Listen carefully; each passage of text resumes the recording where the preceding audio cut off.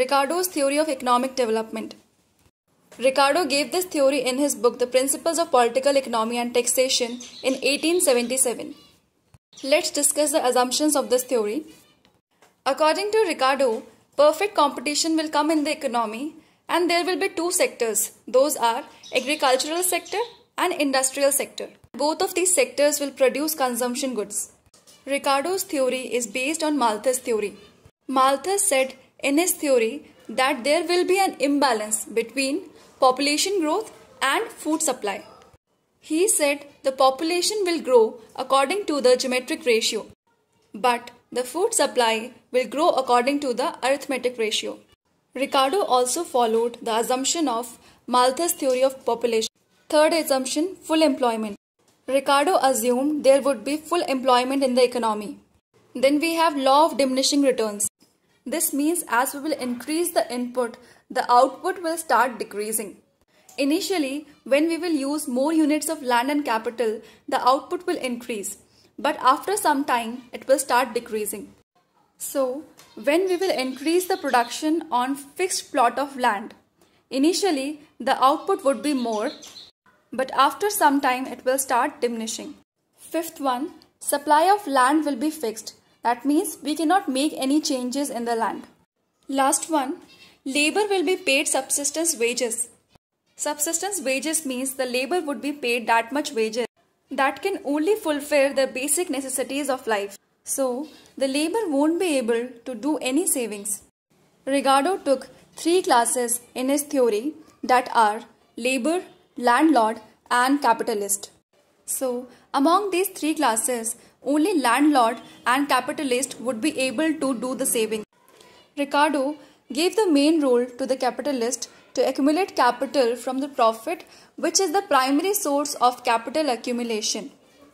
The capitalist will reinvest all the profit, which will increase the production and hence the economy will grow.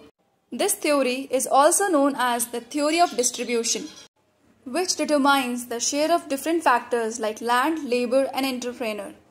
In this theory, we'll get to know among all the factors which factor is getting how much share and return.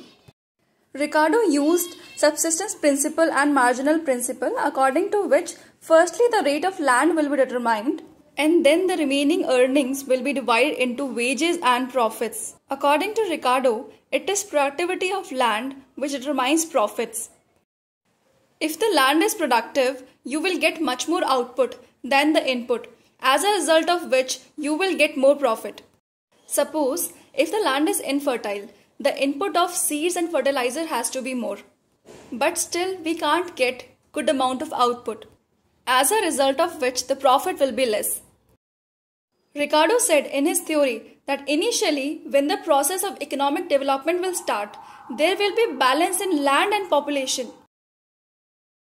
So, the supply of land will be more, but the population will be less in comparison to the land.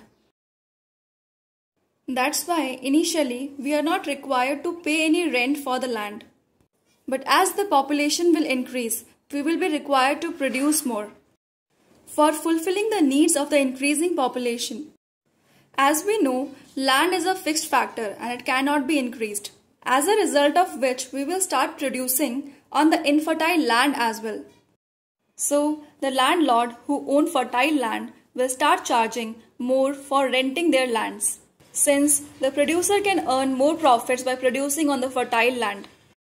But as the charges of fertile land is more, so the large amount of our profit has to be given as rent, which means slowly the profit of capitalist will start reducing and there won't be any profit in the end, because of which the process of the economy's growth will stop over there. These factors of production are dependent on each other. Example, the price of the corn will depend upon the productivity of the land. If the land is more productive, the price of the corn would be normal. But if the land is infertile, we would require to invest more inputs. Since the cost of production is more here, so the prices will be set high accordingly. Also, wages will depend on output. Suppose, because of high population, we utilize infertile land and the prices of corn were set high. Suppose, because of high population, we utilized infertile land and the prices of corn were set high. So the capitalists have to pay more wages to the labor than before so that they can buy those products. As a result, the percentage of wages will increase and also the share of wages in the output will increase. So the profit will depend on the wages paid. So if due to high prices the wages are high, so the profit of the capitalist will decrease. So in this way, these factors are dependent on one another. So now let's talk about the features of stationary state. Profit tend to decline, rent increases and the profit and wages tend to decrease. As the share of rent will increase in the output, the share of profit and wages will decrease. Profit becomes zero and there will be no capital accumulation. As the stage rises, in the end, the profit of the capitalist will become zero and he won't have any capital accumulation. Wages becomes equal to subsistence wages, or you can say survival wages. Stationary state arises due to increase in population and fixed supply of production. This we discussed earlier.